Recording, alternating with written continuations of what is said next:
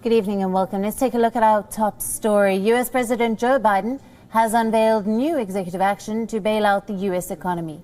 The plan broadly focuses on equitable growth, in line with Biden's campaign promise of building back better. The two executive orders address food aid and workers' protection. Biden plans to extend the federal nutrition assistance program, especially for children dependent on school meals. Unemployment benefits will be extended to people who reject jobs on health grounds, and the executive action will also empower workers by restoring collective bargaining rights. It also talks about a $15 per hour minimum wage. Biden also plans to financially support America's 2 million veterans by pausing federal collections on debt. These measures are in addition to the $1.9 trillion relief bill in Congress. President Biden has said that he wants Congress to pass a relief bill with bipartisan support.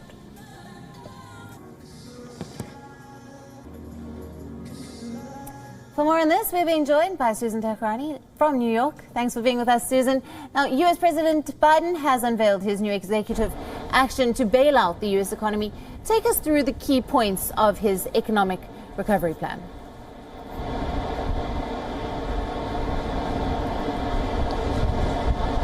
Right.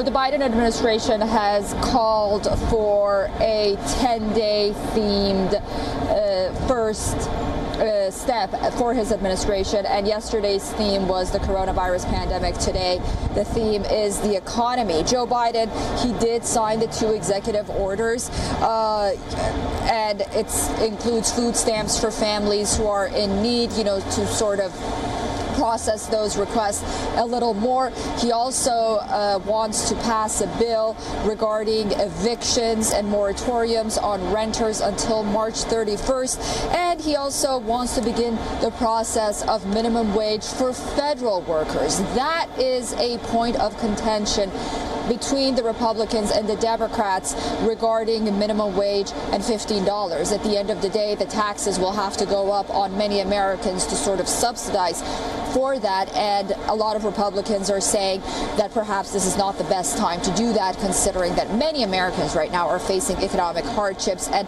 going back and sort of raising taxes sends the wrong message of quote-unquote unity and coming together and working together through this pandemic, not just between government branches, but between the Biden administration and the people. Now, the Biden administration officials in his administration said that this is by no means a substitute, quote, to the massive $1.9 trillion COVID relief bill, which the president hopes he will pass in Congress, but rather a quote-unquote critical lifeline for millions of Americans who need assistance now. With the backdrop of Senator Schumer and Nancy Pelosi sending articles of impeachment to the Senate, it's yet to be seen whether or not this $1.9 trillion relief package that the Biden administration wants to pass will go through as soon as possible, or will it face opposition, considering the fact that this article of impeachment and going and fighting with the Republicans about a predecessor has been a cause for contention.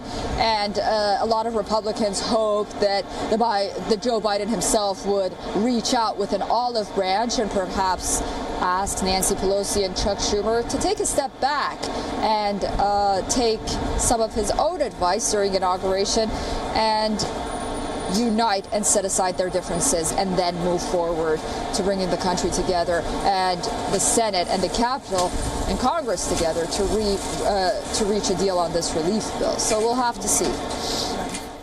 Now, what are the latest details that you have for us on Trump's impeachment?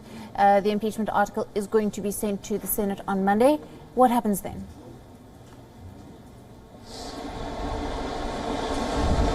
Then proceedings have to start. Pre-trial proceedings will have to start in the Senate, despite the fact that Mitch McConnell came out and said he is the Republican leader head in the Senate.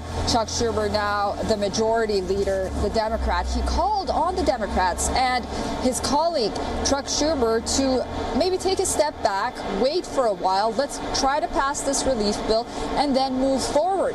However, he just asked for this just last night, and Chuck Schumer and Nancy Pelosi came out with this bill today. So what's going to happen next are pretrial proceedings. That's the legal aspect of it. But the other aspect of it is the nature and the camaraderie that we sort of expected the Biden administration to quote unquote set an example for.